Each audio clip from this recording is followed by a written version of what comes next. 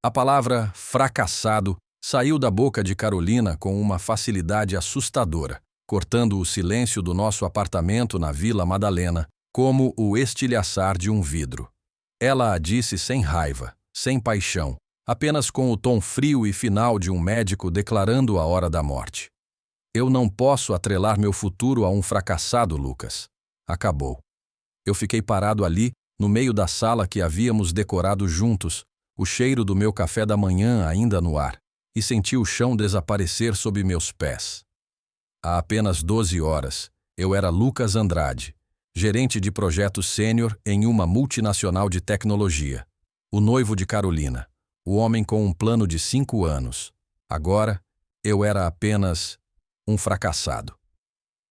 A demissão havia chegado por e-mail no dia anterior, uma vítima de reestruturação corporativa, o eufemismo moderno para dizer que seu nome foi escolhido por um algoritmo em uma sala de reuniões a milhares de quilômetros de distância. Carolina, minha noiva há 3 anos, a mulher para quem eu planejava dar o mundo, não demorou nenhum dia para me julgar e me sentenciar. Ela já estava com 2 malas de grife ao lado da porta. O anel de noivado que eu levei 6 meses para pagar já não estava em seu dedo. Em seu lugar, havia apenas uma marca pálida na pele bronzeada, o fantasma de uma promessa. Você está falando sério? Consegui gaguejar, a voz rouca, estranha aos meus próprios ouvidos. Carolina, foi um corte. A empresa demitiu 200 pessoas. Não é como se eu tivesse feito algo errado. Ela suspirou, um som impaciente que eu passei a conhecer muito bem nos últimos meses. Lucas, não seja ingênuo. Não importa como você perdeu o emprego. O que importa é que você perdeu. Eu tenho uma imagem a zelar, uma carreira para construir, amigos, família. O que eu vou dizer a eles? Que meu noivo está desempregado? Cada palavra era uma punhalada. A mulher que eu consolei quando ela não passou no concurso que queria, a quem apoiei financeiramente por 1 ano enquanto ela se encontrava e fazia cursos de yoga e cerâmica, agora me olhava como se eu fosse uma mancha em seu currículo social perfeitamente curado. Nós vamos superar isso, eu disse, dando um passo em sua direção. Eu consigo outro emprego. Tenho economias, Nós não temos nada. Ela me cortou, o olhar duro como aço. Você tem economias que imagino que não durarão muito, e eu tenho um futuro, e ele não inclui ficar sentada esperando você se reerguer do fundo do poço. Ela pegou as malas. Deixei minha chave na bancada da cozinha. Por favor, não me ligue. Eu preciso de um recomeço limpo. E assim, ela se foi. A porta se fechou com um clique suave e definitivo, deixando para trás um silêncio ensurdecedor. Fiquei ali, no meio da sala, o sol da manhã de São Paulo entrando pela janela e iluminando as partículas de poeira que dançavam no ar. Naquele momento, a demissão doeu menos do que a facilidade com que ela me descartou. Ela não me deixou por causa do meu caráter ou por falta de amor. Ela me deixou porque meu status mudou. Para ela, eu não era uma pessoa, era um ativo, e meu valor de mercado havia acabado de despencar. Naquele instante, esmagado pela humilhação, eu acreditei nela. Eu me senti um fracassado. Mal sabia eu que a 300 quilômetros dali, no litoral, o destino estava prestes a reescrever completamente a definição dessa palavra. Para entender a profundidade da traição de Carolina, é preciso entender a base sobre a qual nosso relacionamento foi construído, ou melhor, a base que eu construí para nós. Nós nos conhecemos na faculdade. Eu estava terminando engenharia de produção. Ela, relações públicas. Eu era o cara focado, o que passava noites na biblioteca enquanto ela era a borboleta social, a rainha do diretório acadêmico. Fui atraído por sua energia, seu riso fácil, sua aparente despreocupação com a vida. Eu a amava. E por amá-la, tornei-me seu porto seguro. Quando seu pai faliu no último ano da faculdade, fui eu quem pagou suas mensalidades restantes com o dinheiro do meu primeiro estágio. Quando ela decidiu que odiava relações públicas depois de formada e queria tentar a carreira de influenciadora digital, fui eu quem comprou sua primeira câmera profissional e pagou por cursos de marketing digital. Durante anos, nossa dinâmica foi essa. Eu provia a estabilidade, a segurança, a rede de proteção, e ela trazia a leveza, a vida social, o brilho. Pelo menos era o que eu dizia a mim mesmo. Consegui meu emprego na Tech Solutions logo após a formatura e subi na hierarquia de forma constante. Trabalhei duro, fiz horas extras, sacrifiquei fins de semana.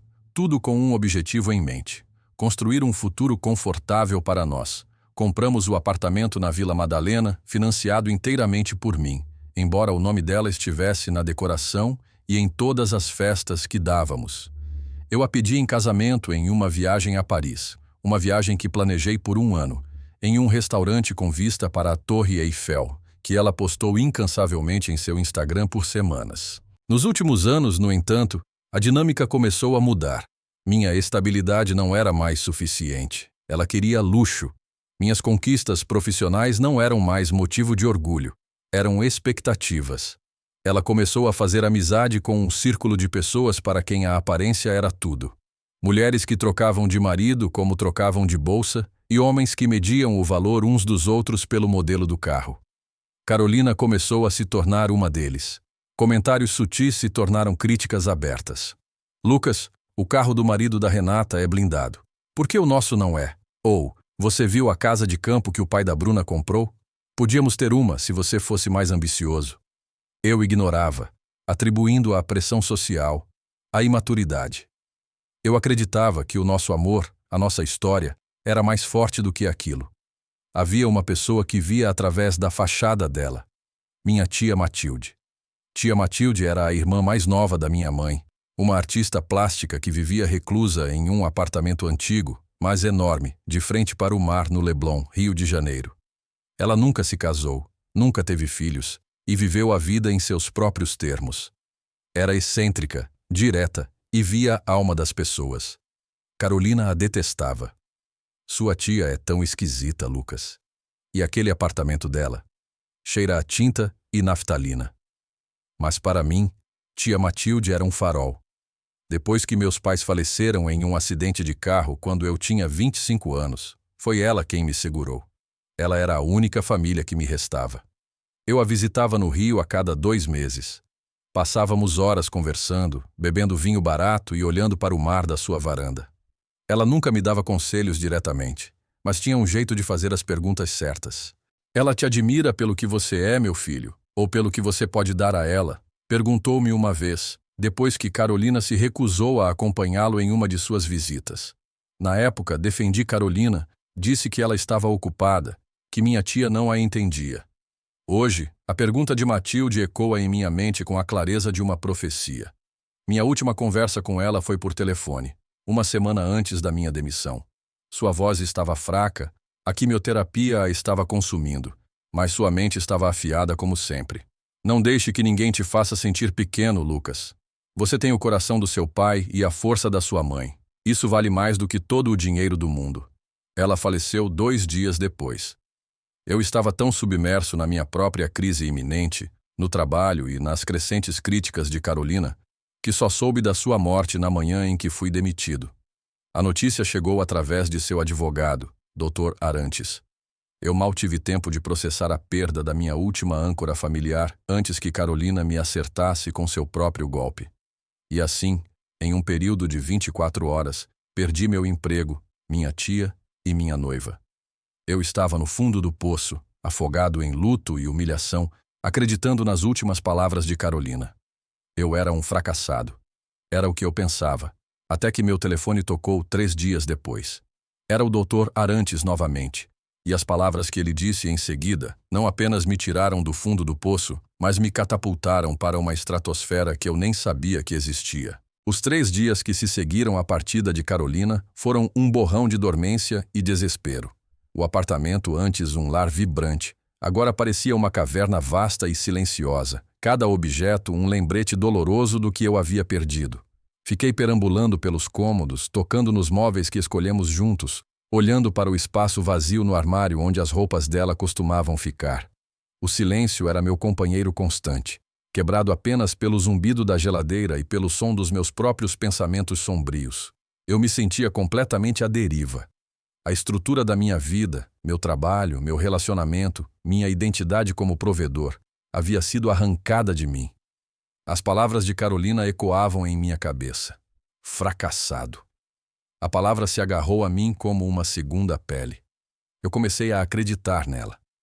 Olhava meu reflexo no espelho e via exatamente isso. Um homem de 35 anos, desempregado, abandonado, um clichê de falha. Passei horas na internet procurando empregos, mas meu coração não estava nisso.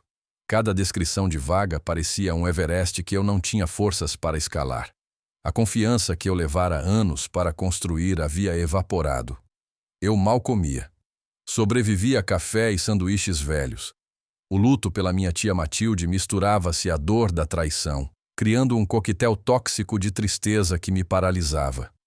Na sexta-feira, exatamente 3 dias depois que Carolina saiu, meu celular tocou. O nome Dr. Arantes brilhou na tela. Meu estômago se contraiu. Eu não tinha energia para lidar com os trâmites do testamento da minha tia. Pensei em ignorar, mas algo me fez atender. Senhor Lucas Andrade? A voz do advogado era formal e grave. Sim, sou eu, respondi. Minha própria voz um sussurro cansado. Ligo para tratar do testamento da sua tia, Matilde Andrade. Sei que o momento é delicado, e meus pêsames novamente por sua perda. No entanto, há questões urgentes que precisamos discutir. A senhora Matilde nomeou o senhor como seu único herdeiro e executor do testamento. Sim, eu sei. Podemos resolver isso na próxima semana? Eu não estou... Comecei a dizer. Eu entendo, senhor Andrade. Ele me interrompeu gentilmente. Mas a natureza do patrimônio exige sua atenção imediata. Sua tia deixou instruções muito específicas. Além de seus pertences pessoais e obras de arte, ela deixou para o senhor a totalidade de seus investimentos e propriedades. Houve uma pausa. Eu não sabia o que dizer. Eu sabia que minha tia tinha algum dinheiro, mas ela vivia de forma tão simples. Eu imaginava que haveria o suficiente para cobrir os custos do funeral e talvez um pouco mais. Senhor Andrade, você está aí? Sim, estou. Desculpe. O que exatamente isso significa? Pude ouvir o Dr. Arantes folheando alguns papéis do outro lado da linha. Significa que, após a liquidação dos impostos, o senhor herdará uma carteira de ações avaliada em aproximadamente 7 milhões de reais. Eu engasguei. O telefone quase escorregou da minha mão suada. 7 milhões? Sim, senhor. E isso não é tudo. Ela também deixou para o senhor o apartamento no Leblon que foi recentemente avaliado em 3 milhões de reais, livre e desembaraçado de quaisquer ônus. No total, seu patrimônio é de 10 milhões de reais. 10 milhões de reais. A frase pairou no ar, surreal, impossível. Eu me sentei pesadamente no sofá, a cabeça girando. 10 milhões. Um apartamento de frente para o mar. Eu, o fracassado, o homem que não conseguia nem manter um emprego ou uma noiva, era agora um milionário. Senhor Andrade, a voz do Dr. Arantes me trouxe de volta à realidade. Eu preciso que o senhor venha ao Rio de Janeiro o mais rápido possível para assinarmos a documentação inicial. Há decisões a serem tomadas. Sim, claro. Eu estarei aí, gaguejei. Desliguei o telefone e olhei ao redor do apartamento que, momentos antes, parecia uma prisão de fracasso. Agora, eu o via com outros olhos. Era apenas um lugar, um cenário temporário. A dor ainda estava lá. A traição de Carolina ainda ardia, mas algo novo começou a borbulhar por baixo de tudo. Poder. Não um poder arrogante ou cruel, mas a compreensão súbita e avassaladora de que minhas circunstâncias haviam mudado de forma sísmica. O roteiro havia sido virado de cabeça para baixo. Carolina me deixou porque eu perdi um emprego que me pagava um salário confortável. Ela não fazia ideia de que havia acabado de abrir mão de uma vida de segurança e luxo que ela nem podia começar a imaginar. A ironia era tão densa, tão poética, que quase me fez rir. Em meio ao meu luto e humilhação, tia Matilde, mesmo após a morte, me deu a maior reviravolta que a vida poderia oferecer. Naquele momento, o peso da palavra fracassado começou a se dissipar. Não era mais uma identidade, era apenas um insulto vazio, lançado por alguém que não conseguia ver além da superfície. A tristeza pela partida de Carolina começou a ser substituída por uma frieza calculista. Eu não iria procurá-la, eu não iria me gabar. Eu faria algo muito mais eficaz. Eu a deixaria descobrir por si mesma. e eu mal podia esperar para ver a expressão em seu rosto quando ela o fizesse. A viagem ao Rio de Janeiro foi um divisor de águas. Peguei o primeiro voo na manhã de sábado, deixando para trás o casulo de miséria em que me envolvera. Ao sobrevoar a paisagem, vendo as luzes de São Paulo diminuírem, senti como se estivesse deixando para trás uma versão de mim mesmo, o Lucas que se desculpava por existir, o Lucas que buscava validação. O escritório do Dr. Arantes ficava em um prédio imponente no centro do Rio. Ele era um homem mais velho, de cabelos grisalhos e olhos gentis, que exalava competência e discrição. Ele me guiou pela papelada com uma paciência infinita, explicando cada cláusula, cada número. A realidade da minha nova situação financeira começou a se solidificar. Não era um sonho. 10 milhões de reais. Era uma quantia que mudava tudo. Sua tia era uma mulher muito astuta, Lucas, disse o Dr. Arantes, ajustando os óculos. Ela investiu sabiamente ao longo dos anos. E ela te amava muito. As instruções dela eram inequívocas. Tudo para você, sem restrições. Depois da reunião, ele me entregou as chaves do apartamento no Leblon. Vá para casa, meu filho. É seu agora. Entrar naquele apartamento foi como entrar em outro mundo. O cheiro de maresia misturado com o leve aroma de tinta a óleo e livros antigos me atingiu em cheio. Era o cheiro da minha tia, o cheiro de segurança, de amor incondicional. O lugar era exatamente como eu me lembrava, mas agora, sob a luz da minha nova realidade, parecia diferente. Os móveis antigos, as telas abstratas cobrindo as paredes, as estantes que iam do chão ao teto, tudo parecia um testamento a uma vida vivida com propósito. Fui até a enorme janela da sala, que se abria para uma varanda com vista para a praia do Leblon. O sol da tarde pintava o oceano de dourado. Senti uma paz que não sentia há anos. Ali, olhando para a imensidão do mar, a dor da traição de Carolina pareceu diminuir, tornando-se algo pequeno e distante. Passei a semana seguinte no Rio, organizando os assuntos da minha tia, e mais importante, os meus. Com a ajuda do Dr. Arantes, contratei um gestor financeiro de primeira linha para administrar meus novos ativos. Abri novas contas bancárias, transferi os fundos e, pela primeira vez na vida, vi um extrato com 7 dígitos. A primeira coisa que fiz foi comprar um carro novo. Não por ostentação, mas por necessidade e, admito, por um pouco de satisfação pessoal. Troquei meu sedã popular por um Audi Q5 preto, elegante e discreto. Dirigir aquele carro pelas ruas do Rio, com o cheiro de couro novo e o som suave do motor, foi terapêutico. Decidi não voltar para o apartamento em São Paulo imediatamente. Contratei uma empresa de mudanças para embalar minhas coisas e colocá-las em um depósito. Eu não queria mais viver naquele espaço assombrado por Carolina. O apartamento do Leblon seria minha nova base. Eu não entrei em contato com Carolina. Nem uma única vez. Bloqueei seu número no meu celular e suas contas nas redes sociais. Eu precisava de espaço, de silêncio. Precisava me reconstruir longe de sua influência tóxica. No entanto, eu sabia que a notícia eventualmente chegaria até ela. O mundo, especialmente o mundo superficial em que ela vivia, era pequeno. Meu plano não era de vingança ativa, mas de indiferença calculada. Eu viveria minha nova vida e a deixaria assistir de longe, corroendo-se com o arrependimento. Comecei a fazer pequenas, mas visíveis mudanças. Contratei um personal stylist e renovei meu guarda-roupa. Troquei minhas roupas de gerente de TI por peças de melhor corte e tecidos de qualidade. Comecei a cuidar de mim mesmo, a frequentar a academia do prédio, a correr na praia pela manhã.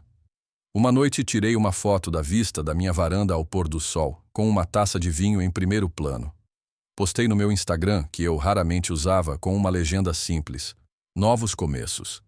Eu não marquei a localização, mas qualquer um que conhecesse o Rio reconheceria aquela vista icônica. Eu sabia que tínhamos dezenas de amigos em comum. A semente estava plantada. A tensão para mim não era sobre o que eu faria, mas sobre quando ela descobriria. Eu imaginava a cena repetidamente. Um amigo em comum mencionando de passagem: Você viu o Lucas? Ele está morando no Rio, em um apartamento incrível. Ou, nossa, o Lucas trocou de carro, né? Vi ele com um Audi novinho. Enquanto eu me reerguia, imaginava Carolina vivendo sua vida, provavelmente já com algum novo alvo bem-sucedido. Ela provavelmente se gabava para as amigas sobre como se livrou de um peso morto. A narrativa que ela construiu sobre mim, sobre ser um fracassado, era sua justificativa. E eu estava prestes a explodir essa narrativa em pedaços, sem dizer uma única palavra diretamente a ela.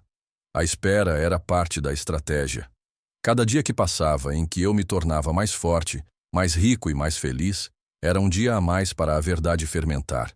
E quando a notícia finalmente chegasse a ela, o impacto seria muito maior.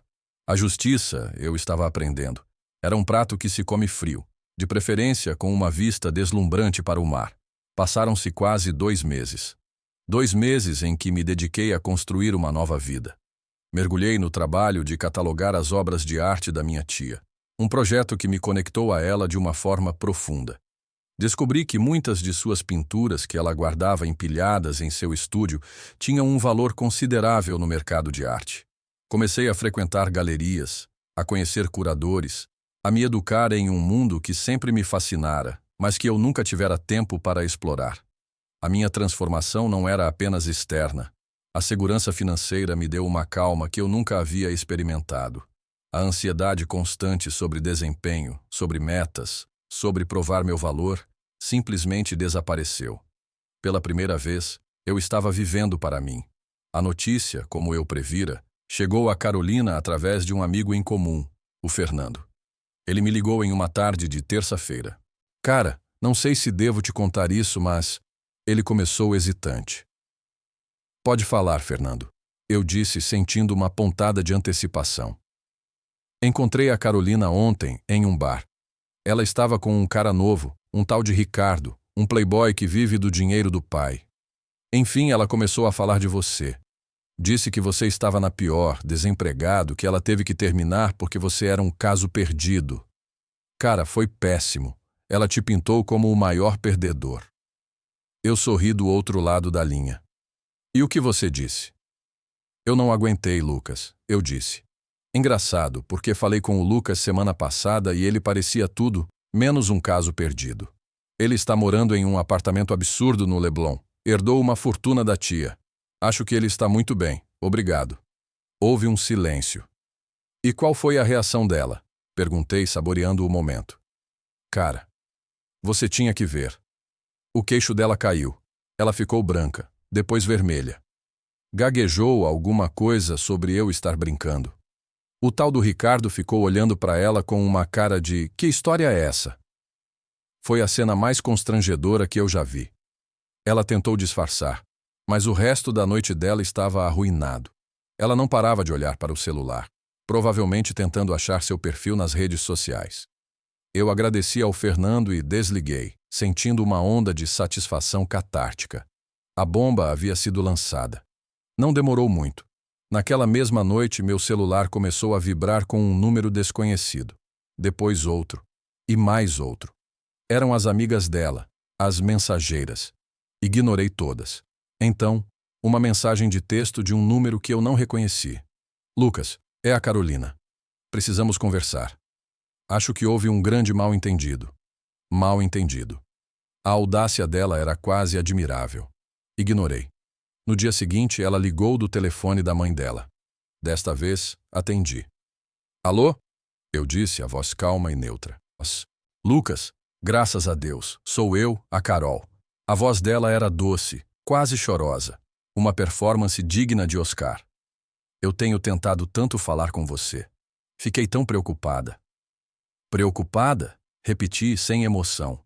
Sim, meu amor, eu sinto tanto a sua falta.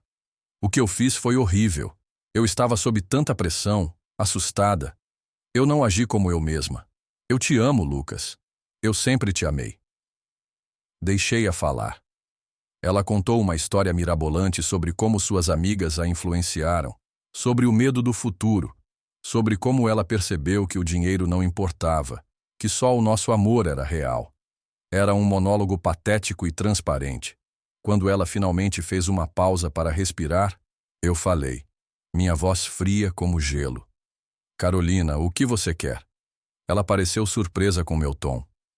Eu quero você de volta. Quero consertar as coisas.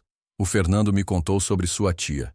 Eu sinto muito pela sua perda, mas também fico feliz que você esteja bem. Nós poderíamos ter uma vida incrível juntos agora, sem preocupações. Aí estava, a verdade nua e crua. Uma vida incrível, repeti. Você quer dizer, uma vida rica? Não, não é isso. É sobre nós. Ela insistiu, a voz subindo uma oitava. Não existe mais nós, Carolina. Você deixou isso bem claro há 2 meses. Ou você não se lembra. Deixe-me refrescar sua memória. Você me chamou de fracassado. Você disse que não podia atrelar seu futuro a mim. Você me chutou quando eu estava no meu ponto mais baixo, no mesmo dia em que soube que a única família que me restava havia morrido. Eu não sabia, eu juro. Ela choramingou. Não, você não sabia. E é exatamente esse o ponto. Você não se importava em saber. Você não perguntou, não ofereceu apoio, não demonstrou a menor compaixão. Você só viu um balanço financeiro negativo e correu para as colinas. Você não me amava, Carolina. Você amava o meu potencial de ganho. Acontece que você fez uma péssima avaliação de ativos. Ela ficou em silêncio, chocada. Você fez sua escolha baseada em uma suposição superficial e materialista, continuei, cada palavra deliberada e cortante. E agora você tem que viver com ela. Você queria um recomeço limpo, lembra? Pois bem, você o tem. Aproveite seu novo namorado e sua vida perfeitamente planejada. Eu certamente estou aproveitando a minha. Lucas, por favor, não faça isso. A voz dela era um sussurro desesperado. Fazer o quê? Eu não estou fazendo nada. Você fez tudo sozinha. Adeus, Carolina. E com isso desliguei. Bloqueei o número da mãe dela também. Naquele momento, eu soube que estava verdadeiramente livre. A justiça não foi eu me tornar rico. A justiça foi ela revelar exatamente quem era e ser forçada a confrontar o valor real do que ela jogou fora. Não por um erro meu, mas pela sua própria e incurável pobreza de caráter. Depois daquele confronto final, um véu de paz desceu sobre mim. A raiva, o desejo de provar algo, tudo isso se dissipou, substituído por uma profunda sensação de encerramento. Eu não precisava mais da validação de Carolina, nem do seu arrependimento. A indiferença dela quando me achou um fracasso foi o que me machucou. A minha indiferença agora que eu era bem-sucedido foi o que me curou. Decidi vender o apartamento em São Paulo. Era o último elo físico com aquela vida e eu não o queria mais. O processo de venda foi rápido. O mercado imobiliário na Vila Madalena estava aquecido e o apartamento foi vendido por um ótimo preço. O dinheiro extra foi apenas um bônus. O verdadeiro ganho foi o desapego emocional. Com minha vida financeira e logística organizada, pude finalmente me concentrar no que realmente importava.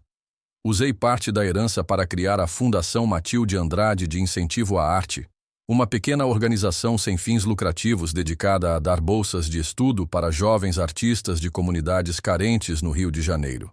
Era uma forma de honrar a memória da minha tia, transformando seu legado em oportunidade para outros. Ver o talento e a paixão naqueles jovens artistas me deu um propósito que nenhum cargo corporativo jamais me dera. Eu também comecei a investir em mim mesmo de outras formas. Viajei. Passei um mês na Itália, explorando museus e vinícolas. Fiz um curso de mergulho na Tailândia. Aprendi a velejar. Cada nova experiência era um tijolo na construção do novo Lucas. Um homem definido não pelo seu trabalho ou seu status, mas por suas paixões e sua curiosidade pelo mundo. O apartamento no Leblon tornou-se meu santuário. Eu o redecoratei, misturando os móveis clássicos da minha tia com peças mais modernas, criando um espaço que era uma fusão do passado que me deu base e do futuro que eu estava construindo. As manhãs eram gastas correndo na praia, as tardes trabalhando nos projetos da fundação, e as noites muitas vezes na varanda, lendo um bom livro com o som das ondas como trilha sonora. Cerca de 1 ano depois do término, encontrei o perfil de Carolina em uma rede social profissional. Ela ainda trabalhava na mesma agência de relações públicas, mas seu cargo não havia mudado. Seu perfil estava cheio de fotos de festas e eventos, sempre com um sorriso forçado no rosto, projetando uma imagem de sucesso e felicidade que parecia oca. Soube por amigos em comum que seu relacionamento com o playboy, Ricardo, não durou muito. Aparentemente, a família dele não a aprovou. Eu não senti nada ao ver aquilo, nem Schadenfreude nem pena. A vida dela simplesmente não me interessava mais. Ela estava presa em seu ciclo de aparências, enquanto eu havia encontrado uma liberdade genuína. Eu me sentia completo. A perda do emprego e o abandono de Carolina, que pareceram o fim do mundo, foram, na verdade, os catalisadores da minha verdadeira vida. Eles me forçaram a reavaliar tudo. Meus valores, minhas ambições, a definição de sucesso. A herança da minha tia não me salvou. Ela apenas me deu as ferramentas. A verdadeira salvação veio de dentro, da percepção de que meu valor nunca esteve atrelado a um contra-cheque ou à aprovação de outra pessoa. Hoje, quando olho para o mar da minha varanda, não penso no que perdi. Penso em tudo que ganhei. Ganhei uma segunda chance, ganhei um propósito e, o mais importante, ganhei a mim mesmo de volta. E essa é uma riqueza que dinheiro nenhum pode comprar e que nenhuma traição pode tirar. O que você faria no meu lugar? Teria procurado a Carolina para mostrar o que ela perdeu ou a minha abordagem de indiferença calculada foi a melhor vingança? E você acredita que uma grande perda pode, às vezes, ser o maior ganho da nossa vida? Quero muito saber sua opinião. Se você gostou desta história, por favor, deixe sua curtida e se inscreva no canal. Assim, você não perde nenhuma história emocionante que postamos diariamente aqui. E não se esqueça de deixar seu comentário com uma classificação de 1 a 10 para nos mostrar o quanto você gostou, pois isso me ajuda a trazer mais vídeos que sejam interessantes para você. Dê uma olhada no vídeo que está aparecendo na tela agora. Tenho certeza que você vai gostar. Até breve. M.